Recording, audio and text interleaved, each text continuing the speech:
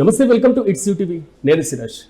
భారత ప్రజాస్వామ్య వ్యవస్థలో చట్టసభలకు ఉండేటువంటి ప్రాధాన్యత అంతా ఇంత కాదు. చట్టసభల్లో ప్రతి నిమిషం ప్రజా సమస్యలపైన పోరాటం, ప్రజా సమస్యలపైన నిలదీయడం, ప్రజా సమస్యలపైన డిస్కషన్ చేయడం ద్వారా భారత గణతంత్ర వ్యవస్థకు ఒక సంపూర్ణమైనటువంటి సాధికారత సాధ్యమవుతూ ఉంటుంది. కానీ అలాంటి చట్టసభల్లో మాట్లాడేటువంటి భాష పరుష పదజాలలో, దుర్భాషలాడడంలో, విమర్శలలో ఒక ప్రధానమైనటువంటి వేదికగా మారితే ప్రజలకు ఎలాంటి సందేశాలు ఇస్తున్నాం అనేటువంటి క్వశ్చన్ రైజ్ అవుతుంది. ఇప్పుడు ఆంధ్రప్రదేశ్ అసెంబ్లీ సమావేశాలు జరుగుతున్నాయి. సో అధికార ప్రతిపక్షాల మధ్య చోటు చేసుకున్నటువంటి కొన్ని వివాదాస్పదమైనటువంటి కామెంట్స్ మాత్రం హైలైట్ గా నిలుస్తున్నాయి. దీనిపై ఒకసారి మనతో పాటు విశ్లేషణ చేయడానికి కేఎస్ ప్రసాద్ గారు, ప్రముఖ రాజకీయ విశ్లేషకులు నాతో పాటు అందుబాటులో ఉన్నారు. ప్రసాద్ గారు నమస్తే. నమస్తే. సో అసెంబ్లీలో మాట్లాడేటువంటి లాంగ్వేజ్, సో మీరు చూస్తున్నారు ఆంధ్రప్రదేశ్ అసెంబ్లీ సమావేశాలు, సో మీరు ఎలా చూస్తారు దీనిపైన? Not acceptable. Okay, not at all acceptable. ఎందుకంటే ఒక డెకరం ఉంటుందండి గౌరవ అసెంబ్లీకి కానీ గౌరవ మండలికి కానీ. ఎగువ సభ అంటాం మనం, ఈక్వల్ టు ఎగువ సభ. అది పెద్దల సభ, పెద్దల సభ. ఈ రాజకీయ అవసరాలకి పునరావాస కార్యక్రమాలు కల్పించే వాళ్ళందరినీ లోపలికి పంపిస్తే అలాంటి దౌర్భాగ్యాలు ఏడుస్తాయి. ఎందుకంటే ఉన్నతమైన సభల కింద పరిగణించే మండలి కానీ రాజ్యసభ కానీ రాజకీయ పునరావాస కార్యక్రమంలో డబ్బులు ఉన్న వాళ్ళని, దద్ది బ్యాచ్గాల్ని లోపలికి పంపిస్తే ఇలాంటి దౌర్భాగ్యాలే ఉంటాయి. ఏ పరాలు మర్చిపోయి ఇప్పుడు మాజీ మంత్రిని సంబోధించే ఒక ఉదంతం ఉంటుంది. దద్దమ్మ అని అచ్చెన్నాయుడు గారు సంబోధించిన తర్వాత బొత్స సత్యనారాయణ గారు కూడా ఏం తక్కువ కదా, ఆయన దానికి ధీటుగా సమాధానం ఇస్తూ బుర్ర పెరిగేది, వయసు పెరగడం కాదు, బాడీ పెరగడం కాదు అని ఆయన కౌంటర్ ఇస్తూ ఆ విధంగా సంబోధించడం కూడా తీవ్ర ఆక్షేపణీయం. ఎందుకు అంటే ఇవాళ ఎవరో చిన్న చితక మనుషులు ఏదో ఫస్ట్ టైమర్స్ ఎవరో మాడారంటే ఒప్పుకోవచ్చు. ఓ పవన్ కళ్యాణ్ లాంటాడో, లేదా లోకేష్ లాంటాడో, లేదా వైసీపీ నుంచి గెలిచిన చంద్రశేఖర్ లాంటాడో, ఇలాంటి వాళ్ళు మాట్లాడారంటే అయ్యో వీళ్ళు ఫస్ట్ టైం గెలిచారు, వీళ్ళకి తెలియదు ఏమీనని. ఏం సభా సాంప్రదాయాలు ఎర్రనాయుడు గారు లెగసీ తీసుకొచ్చిన అచ్చెన్నాయుడు గారికి తెలియకుండానా, లేకపోతే యువతల బొత్స సత్యనారాయణ గారు ద లెగసీ ఆఫ్ కాంగ్రెస్ నుంచి వచ్చిన ఆయన ఇదే భాష, ఇదే ఏం మెసేజ్ ఇస్తున్నారు ప్రజలకి, ఫస్ట్ టైమర్స్కి? దానికి తగ్గట్టు ఆ స్పీకర్ కూడా ఈ పదాన్ని ఎక్కడికెక్కడే విరమిస్తున్నాం అని ఎక్కడికి కాకుండా లెబోరియస్ డిస్కషన్స్ ఏంటండి? ఏం చేస్తున్నారు వీళ్ళందరూ స్పీకర్ వ్యవస్థలోను, అక్కడ మండలి చైర్మన్ వ్యవస్థలోను? ఇది అసలు సభా సాంప్రదాయాలకు విభిన్నంగా అబద్ధం అన్న మాట కూడా వాడకూడదు, తెలుసండి. సత్యదూరం అని పదాలు వాడాలి. లాంగ్వేజ్ ఉంటుంది, అసెంబ్లీ లాంగ్వేజ్. అవి తప్ప ఏది పడితే అది మాట్లాడడానికి ఉండదు. అన్ని తెలిసి ఏంటది? ఏది వ్యక్తిత్వ దోషంలో ఏమైనా పర్సనల్ గ్రెడ్ చేస్తూ వస్తున్నారా మీరు? ఇదేమైనా రాజరిక వ్యవస్థలు అనుకుంటారా, ప్రజాస్వామ్యం అనుకుంటున్నారా? అపోజిషన్ అన్నది ప్రశ్నిస్తుంది, సమాధానం చెప్పాలి. సమాధానం చెప్పకుండా నేనే పెట్టాను డిఎస్సీలు, మీది దద్దమ్మ ప్రభుత్వం, మీకేటి చేత కాలేదు, నీ చేత కాలేదు నువ్వు చెప్పేది ఏంది? అచ్చెన్నాయుడు ప్రజలే నిర్ణయించి చేత కాదో చేతను అని మీకు వచ్చారు, మీరు అదే చేతకంతానని ప్రదర్శిస్తే మీకు చెప్తారు నెక్స్ట్. ఇది ప్రజాస్వామ్యం. ఇలాంటి అసందర్భ పేలాపనలు వేదిక అయినప్పుడే తోలు తీసి చెమిడిలో వచ్చి కూర్చోబెట్టరు అందరినీ.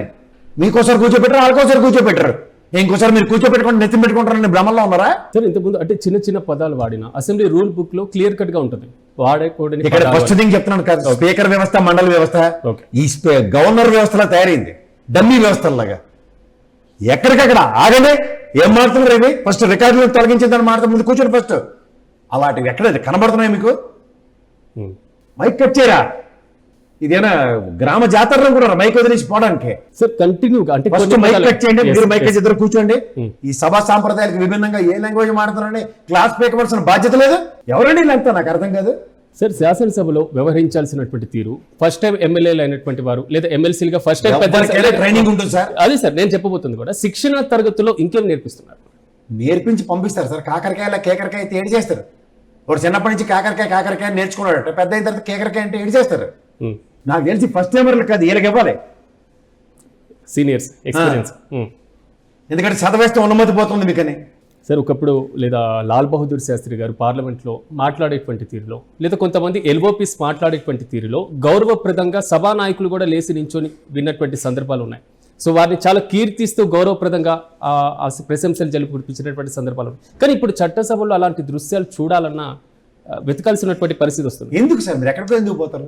గౌరవ ముఖ్యమంత్రి గారు కేసీఆర్ గారు ఈ జగదీశ్వర్ రెడ్డి చిన్న మాట మాట్లాడిన దానికి ఒటాఒటిన వచ్చి ఆయనతో క్షమాపణ చెప్పించి ఆ పదం విరమింపజేసాడు. అలాంటివి ఎక్కడో మన లాల్ బహదూర్ శాస్త్రి గారు, మహానుభావుడు వాజ్పేయి ఇలాంటి వాళ్ళ దగ్గరికి వెళ్ళిపోక్కర్లే మనం. This the decorum.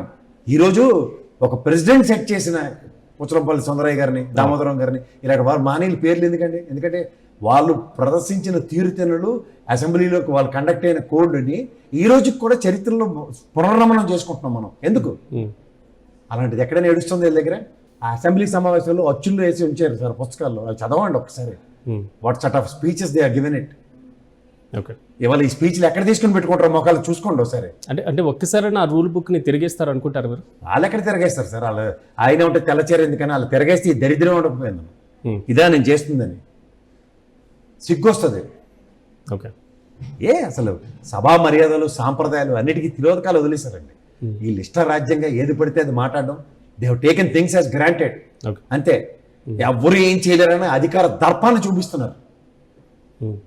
సరే, ఎలాగో వచ్చింది కాబట్టి నేను ఒక భారత పౌరునిగా నా ఎమ్మెల్యే లేచి నా నియోజకవర్గానికి సంబంధించిన ప్రశ్న అడిగారా లేదా, నా నియోజకవర్గానికి ఏమొస్తుంది, ఈ సమస్య మీద మాట్లాడారా లేదా అని నిశ్చితంగా ఆలోచిస్తూ ఉంటా, ఆసక్తికరంగా చూస్తూ ఉంటాం.